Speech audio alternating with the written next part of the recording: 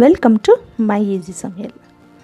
இன்றைக்கி நம்ம பார்க்க போகிறது ஒரு சூப்பரான ரெசிபி, ஒரு ரொம்ப ஈஸியான ஒரு ரெசிபி, பீர்க்கங்காய் பொரியல். இந்த மாதிரி பொரியலில் நீங்கள் யாராவது செஞ்சுருக்கிறீங்களான்னு சொல்லுங்கள். ரொம்ப ஈஸியான பொரியல், ரொம்ப டேஸ்ட்டாக இருக்கும். இதுக்கு தேவையான பொருளெல்லாம் பார்த்திங்கன்னா நீங்கள் உண்மையிலே ஷாக் ஆகிடுவீங்க. இந்த ஒரு பீர்க்கங்காயில் நம்ம இன்றைக்கி பொரியல் செய்ய போகிறோம். இந்த பீர்க்கங்காய்க்கு தேவையான பொருள் இவ்வளோ தான். பீர்க்கங்காய் கட் பண்ணி வச்சுருக்கிறேன், ஒரு வெங்காயம், ஒரு முட்டை, கொஞ்சம் பெப்பர் தூள், அவ்வளோதான். ஃபஸ்ட்டு ஒரு கடாயில் ஒரு 2லேருந்து 3 டீஸ்பூன் எண்ணெய் சேர்த்துக்காங்க, போதும். அது வதங்குச்சுன்னா ரொம்ப சுருண்டு வந்துடும். இதுக்கு கூட நீங்கள் வேணும்னா கருவேப்பிலை, கொத்தமல்லி, பச்சை மிளகாய் எல்லாமே சேர்த்துக்கலாம். நான் எதுவுமே சேர்க்குறதில்ல. இப்போ வெங்காயம் நல்லா ஃப்ரை ஆனதுக்கப்புறம், வெங்காயம் நல்லா வதங்கினப்புறம் இந்த பீர்க்கங்காய் சேர்த்துடலாம். பீர்க்கங்காய் சேர்த்துட்டு உப்பு சேர்த்துடலாம். உப்பு கூட ஒரே ஒரு பிஞ்சு, ஒரு 1/4 டீஸ்பூன்னு மஞ்சள் சேர்த்துட்டு நல்லா கலரி விட்டுட்டு சிம்மில் வச்சு மூடி வச்சிடணும். தண்ணியெல்லாம் எதுவுமே சேர்க்கக்கூடாது. நம்ம தண்ணியெல்லாம் எதுவுமே சேர்க்காமல், இது தண்ணி காய், அதனால் அதிலே தண்ணி விடும். சிம்மில் வச்சு மூடி வச்சிடலாம். இப்போ பாருங்கள், ஒரு 5 நிமிஷம் அப்பப்போ திறந்து கலரி விடுங்க.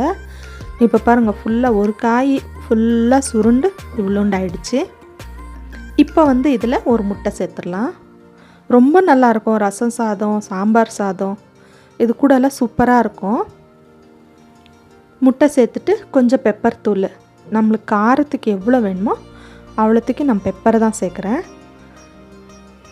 ஏன்னா பச்சை மிளகா வீட்டில் சாப்பிட மாட்டாங்கன்னுட்டு நான் பெப்பர் தூள் சேர்த்துக்கிறேன்.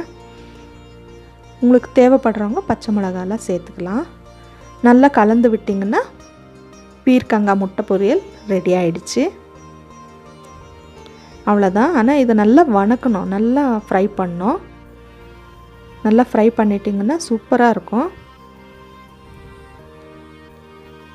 பீர்க்கங்காயில் இப்படி கூட செய்யலான்னுட்டு எத்தனை பேருக்கு தெரியும்னு எனக்கு தெரியாது. ரொம்ப ஈஸி. நீங்கள் குழந்தைங்களுக்கெல்லாம் நல்லா ஹெல்த்தியாக இருக்கும். சட்டுன்னு முடிஞ்சிடும். செஞ்சுட்டு நீங்கள் சப்பாத்திலலாம் கூட வச்சு கொடுக்கலாம், ரோல் பண்ணி கொடுத்துடலாம். நல்லா இஷ்டமாக சாப்பிட்டுக்குவாங்க. நல்லா இந்த மாதிரி உதிரியாக வர வரைக்கும் கலந்து விட்டுறணும்.